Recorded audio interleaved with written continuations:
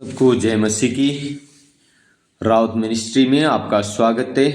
Channel को subscribe करें, comment करें, शेयर करें ताकि प्रतिदिन भोर के समय 5 बजे आपके पास वचन आए, आप 10 मिनट वचन सुने, आशीषित हो। आमीन। प्रिय भाई और बहनों, आज की सुबह के समय हम प्रभु का वचन से देखते हैं। हमारा टॉपिक है प्रार्थना। हालेलुया।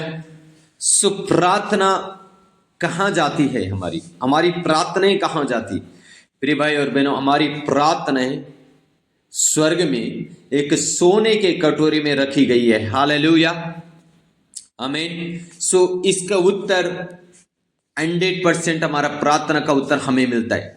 कई बार हम प्रार्थना करते हम सोचते हैं उत्तर नहीं आ रहा, हम निराश हो जाते हैं, हम हताश हो जाते हैं, हम अपने युवाएं छोड़ देते हैं और हम बैक स्लाइड होने लग जाते हैं। लेकिन प्रिय भाई और बहनों, मैं आपसे कहना चाहता हूँ, प्रभु का वचन कहता है हमारी प्रार्थनाएं सोने के कटोरे में रखी हुई है स्वर्ग में। हालेलुया। एक दिन उसका उत्तर आपकी गोद में 100% आएगा। आमीन। लूका रचित सुसमाचार उसका 18 अध्याय उसका 1 से लेकर 8 तक जब आप पढ़ते हैं, यहाँ पे एक विधवा के बारे में लिखा है और इस प्रकार से लिखा है, फिर उसने इसके विषय में कि नित्य प्रार्थना करना और युवाएं ना छोड़ना चाहिए, उनसे दृष्टांत कहा। क्या कहा? नित्य प्रार्थना करना, अपना युवाएं नहीं छोड़ना, नित्य प्रार्थना में लगे रहना। हालेलुया। मेरे भाई और बहनों, एक मसीह जीवन प्रार्थना का जीवन होना चाहिए, इसलिए नित्य प्रार्थना करते रहना चाहिए, अपना युवाएं ना छोड़े। मेरे भाई और बहनों, हालेलुया। किसी नगर में एक न्याय रहता था जो ना परमेश्वर से डरता था और ना किसी मनुष्य का परवाह करता था। किसी नगर में एक मनुष्य है, ना तो परमेश्वर से डर रहा, ना वो किसी मनुष्यों से डरता है। वो किसी की परवाह नहीं करता भाई, ना परमेश्वर से डर रहा है, ना किसी मनुष्य से डर रहा है। वो एक दबंग जैसे व्यक्ति है, गुंडा जैसे व्यक्ति है। कैसा है? ना परमेश्वर से डर रहा है, ना मनुष्यों से। 3 पद में लिखा, उसी नगर में एक विधवा भी रहती थी। ध्यान से सुने, उसी नगर में एक विधवा भी रहती थी जो उसके पास आकर कहा करती थी, मेरा न्याय चुकाकर मुझे मुदाई से बचा। हाँ जी, ये व्यक्ति किसी से डरता नहीं है, लेकिन उसी गांव में, उसी शहर में एक विधवा है और वो विधवा बार बार इसके पास आके कहती है, मेरा न्याय चुका, मुझे मुदाई से बचा। ये बार बार ये विधवा इसके पास आती। 4 पद में लिखा है, कुछ समय तक तो वो ना माना, परंतु अंत में मन में विचार कर कहा, यद्यपि मैं ना परमेश्वर से डरता और ना मनुष्यों की कुछ परवाह करता हूं, तो भी ये विधवा मुझे सताती रहती है, इसलिए मैं उसका न्याय चुकाऊंगा। कहीं ऐसा ना हो कि घड़ी घड़ी आकर अंत को मेरी नाक में दम करे। अब ये मनुष्य स्वयं क्या कह रहा? ये मनुष्य कह रहा है कि भाई इसने तो मुझे परेशान कर दिया, बार बार मेरे पास आके मुझे परेशान कर रही है, मुझे सता दी है। ऐसा न हो बाद में मेरे नाक में दम करे, इसलिए इसका न्याय क्या करूं? चुकाऊं। हालेलुया। प्रिय भाई और बहनों, ये व्यक्ति किसी से डरता नहीं है, लेकिन एक विधवा ने इसको डरा दिया। इसका विधवा का न्याय चुकाना पड़ा। विधवा ने इसके नाक में दम कर दी, बार बार इसके पास जा रही है। इसी प्रकार से आपको मुझे नित्य में प्रार्थना में लगे रहना है, बार बार प्रभु की शरण में जाना, जब तक आंसर नहीं आया, जब तक उत्तर नहीं आया। मेरे भाई और बहनों, आपकी प्रार्थना सोने के कटोरे में रखी गई है। प्रकाशित वाक्य 5:8 में लिखा है, हमारी प्रार्थनाएं एक सोने के कटोरे में है और ना जाने परमेश्वर किस दिन उस सोने के कटोरे को उल्टा करे और आपकी सारी प्रार्थनाओं का उत्तर आपकी गोद में लौट आए। Hallelujah, hallelujah. इसलिए 6 पद में लिखा है, प्रभु ने कहा, सुनो, ये अधर्मी न्याय क्या कहता है? प्रभु कहता है उस व्यक्ति को, ना ये मनुष्य से डर रहा है, ना मुझसे डर रहा है, तो ये अधर्मी क्या कर रहा है? ये न्याय कर रहा है।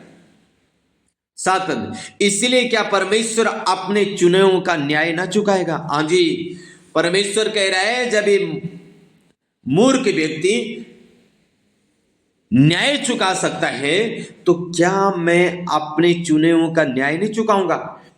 जो रात दिन उसकी दुहाई देते रहते हैं, क्या उनके विषय में देर करेगा? हाँ जी, परमेश्वर कहता है जब ये मनुष्य न्याय कर सकता है तो जब मेरे चुने हुए लोग मेरे लिए बार बार प्रार्थना करेंगे तो क्या मैं उनका न्याय नहीं चुकाऊंगा?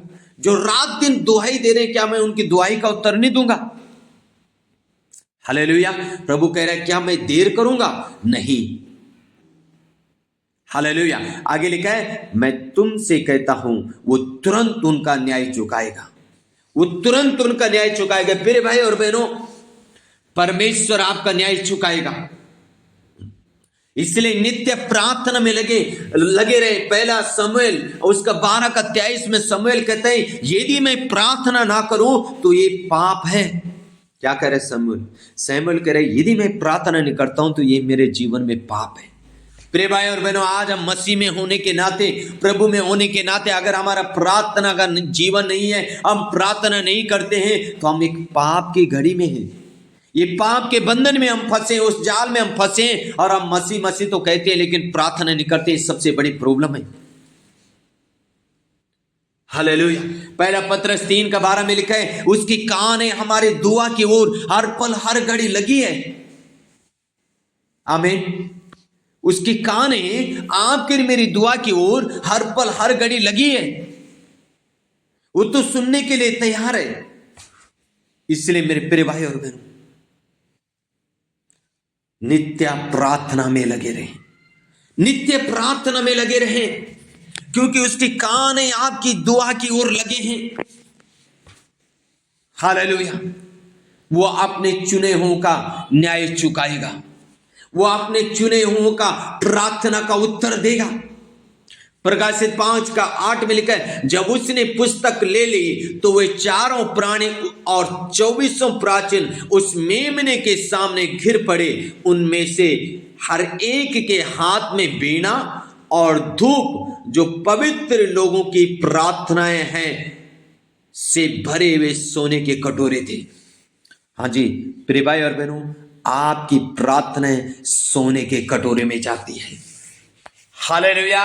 स्वर्गदूत आपकी प्रार्थनाओं को सोने के कटोरे में स्वर्ग में पहुंचाते हैं। और मैंने जैसे शुरू में कहा, ना जाने मेरे प्रिय भाई और बहनों किस दिन आपकी प्रार्थना का उत्तर आपकी गोद में आ जाए, आपको नहीं है मालूम। किस दिन परमेश्वर उस सोने के कटोरे को उल्टा करे और आपकी सारी प्रार्थनाओं का उत्तर आपकी गोद में दे। इसलिए मेरे प्रिय भाई और बहनों, नित्य प्रार्थना में लगे रहे, प्रार्थना करते रहे, अपना हिवाए ना छोड़े, बल्कि प्रार्थना में लगे रहे। प्रभु का शरण में बैठ के अधिक से अधिक बार बार इस विधवा से हम सीखते हैं कि ये विधवा बार बार उस एक ऐसे व्यक्ति के पास जाती है जो ना तो मनुष्यों से डरता है ना परमेश्वर से डरता है, बल्कि बार बार जब ये विधवा उसके पास गई, इस विधवा ने उसको डरा दिया। उसने कहा ऐसा ना हो मेरे नाक में दम करे, तो उसने क्या कर दिया, आखिर में उस विधवा का न्याय चुका दिया। परमेश्वर कहता है मैं अपने चुने हुए लोगों का न्याय क्यों नहीं चुकाऊंगा। प्रिय भाई और बहनों, परमेश्वर आपका प्रार्थना का न्याय करेगा,